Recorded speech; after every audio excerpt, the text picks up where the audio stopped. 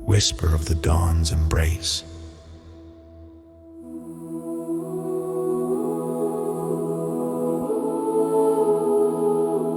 Hi.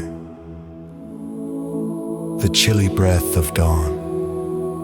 Morning tiptoed softly over the snow-blanketed landscape, a half-lit world holding its breath against the cold, as if hesitating to disturb the quietude. A whisper of warmth arose from the eastern horizon, where the sky began to blush with the promise of sunrise. Frost-crusted trees stood like guardians of some ancient covenant, their bare branches weaving intricate lacework against the pale morning light. Sister Evangeline, clad in the simple garb of her calling, moved like a shadow through this frozen tranquility.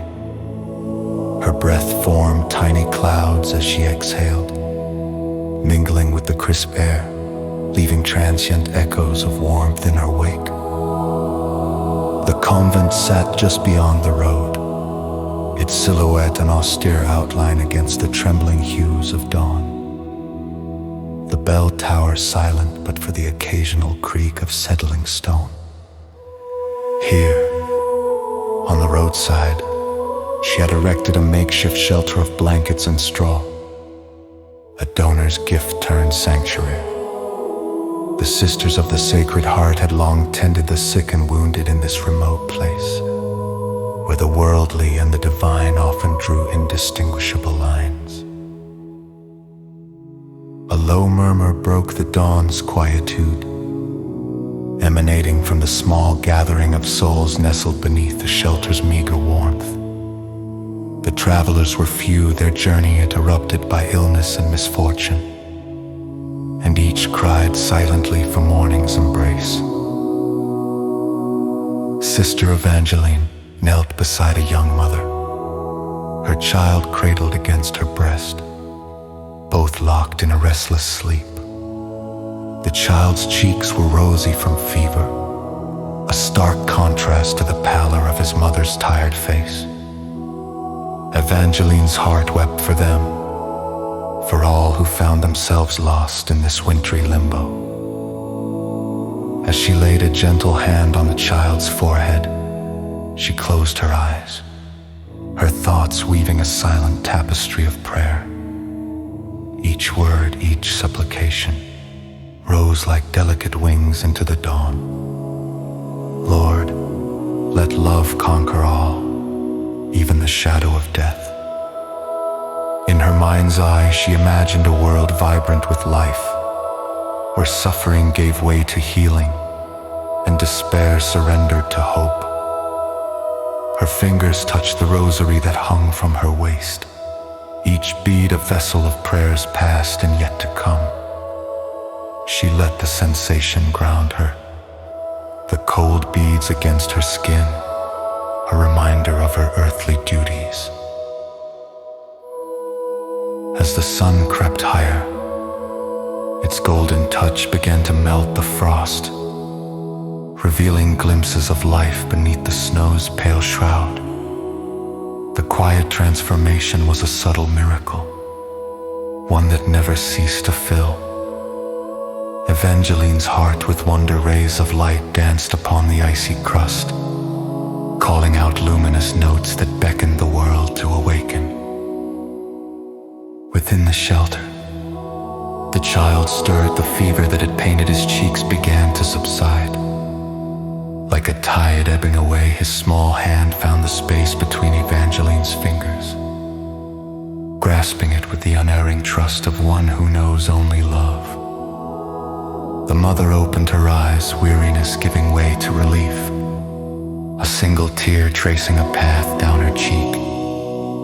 "Thank you," she breathed, the words almost lost in the morning's gentle chorus. Evangeline squeezed the young one's hand, her heart swelling with gratitude. It was moments like these, ephemeral yet profound, that affirmed her faith in the simple act of tending, of hoping, of loving.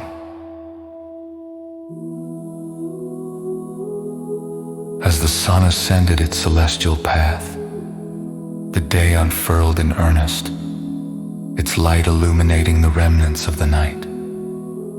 The convent bell rang out at last, its peal a clarion call of renewal and purpose.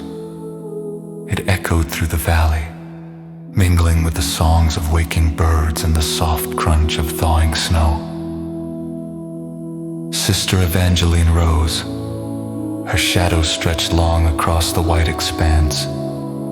She surveyed the skyscape, breathed deep the crisp air, and folded her hands in silent thanksgiving for another dawn, another chance to kindle warmth in the hearts of those who crossed her path.